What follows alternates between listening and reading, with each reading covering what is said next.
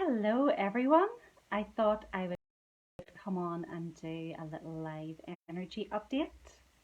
I haven't been on here in over a week because I've just been having a nice break over Easter. So how was your Easter? Let me know.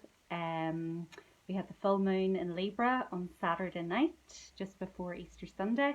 And for those of you who don't know, the date of Easter Sunday is actually based upon it's the first Sunday after the first full moon following the spring equinox. So this year just happened to be that the full moon was the day before Easter Sunday. So we had that lovely full moon in Libra, which was all about highlighting our relationships, and it should have been a very harmonious weekend relationship wise. Let me know how your weekend was. Did anybody have any lovely romantic experiences? I know my lovely partner cooked me a beautiful 3-course meal on the night of the full moon, so I couldn't ask for anything more than that. And he actually has his moon in Libra, so that was a great full moon for him. So then after Easter, a few days after Easter, then the moon moved into Scorpio. And that was a very different energy altogether because Scorpio's very intense, and Scorpio's all about the underworld and going into our shadows, and it can bring up intense emotions, this sort of death, rebirth, transformation experience. So I know a lot of people actually were feeling this intense energy after Easter weekend and just at the start of the week, and many people didn't know what it was, and people may have been putting it down to like the solar activity, which a lot of people are talking about, and there is a lot of solar activity going on, and I'm sure that is affecting people. There's a lot of solar flares happening, and there is talk of the solar flares leading up to a solar flash. So I don't know if you're into that type of thing, but I find it fascinating to contemplate, and I always remain open-minded about these things. So yeah, if you were feeling very sort of broody and intense and finding it sort of emotionally difficult and struggling just in the couple of days after Easter, that is more than likely what it was. So the other thing that's happened this week, yesterday, the sun has moved into Taurus. And as I have told you before, my sun is in Taurus, so obviously it's my favourite sign of the zodiac, but of course they're all equally good. I'm not claiming that any sign is better than another, but I love Taurus energy.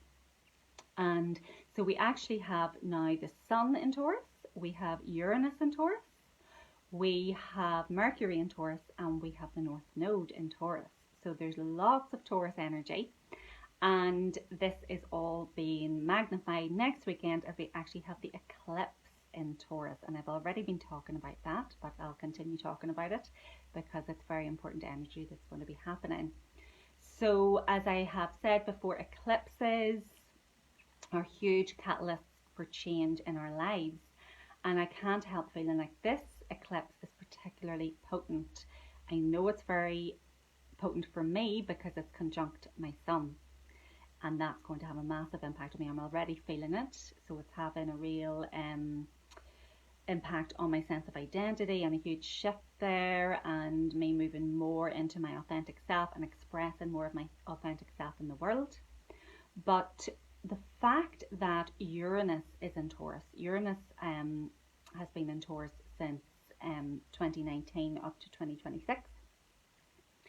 And Uranus is a planet that brings about sudden changes, unexpected changes. And eclipses are also that similar type energy, big shifts. They kind of move us onto a whole different timeline. So the fact that this eclipse is happening in Taurus, where Uranus is already hanging out, and also the North Node is currently in Taurus, and the North Node connects us with our soul purpose. So I'm getting this real sense of this massive shift happening, sudden changes occurring, and because it's in the sign of Taurus, and Taurus is earth, and it's our stability, it's money, it's our sort of sense, our roots, our connection with the earth. So for some people, this could actually be a change, a move in house, move in location. This could be massive sudden changes in the financial system, perhaps the big financial collapse and reset in a way that we would like it to be, because I don't want to add any energy to anything else. So we should always be focusing on what we want to manifest and not the worst case scenarios. We should focus on the best case scenarios for ourselves at all times, because we're very powerful. So the other thing is that at the time of this eclipse, Venus is very well supported, and Venus rules Taurus. And Venus is very well supported by the planet Jupiter at the time of the eclipse in Pisces. So the Venus energy is very, very strong, but we're going to have these massive shifts. And Venus is the planet of love, relationships, creativity, also money and abundance and prosperity.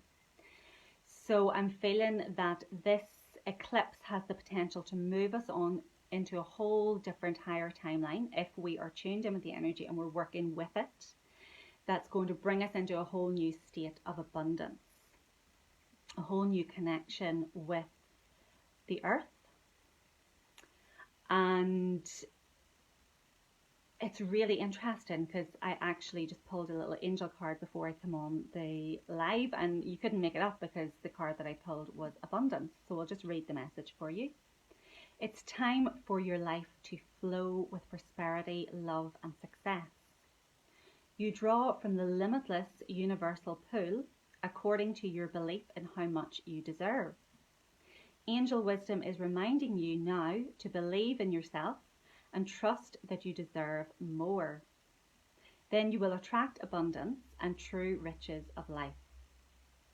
To feel surrounded by love, open your heart to others. Choose to do what fulfills you most, and the angels will bring you joy, satisfaction and success. Enhance your prosperity by receiving graciously, giving out willingly, and saying thank you for everything. Enjoy all you have and more will come to you.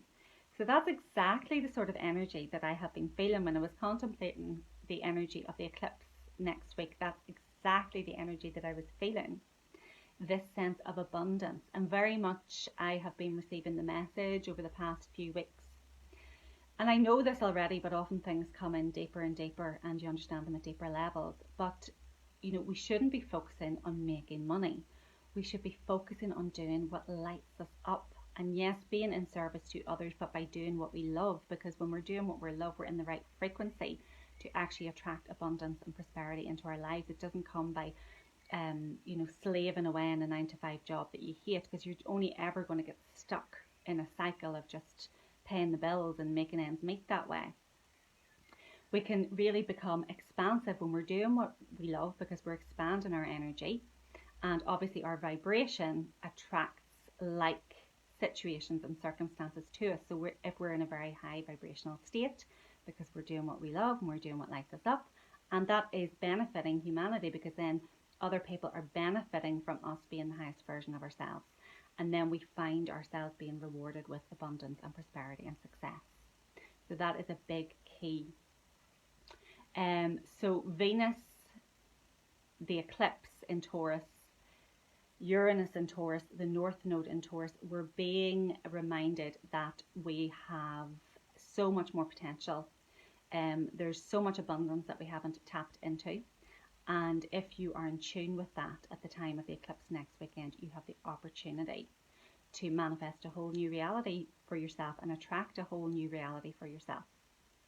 So I hope this has been inspiring. Let me know if this resonates with you. And keep in touch, and I'll be back on again before the eclipse next weekend. So in the meantime, have a great weekend upcoming, and I'll see you soon.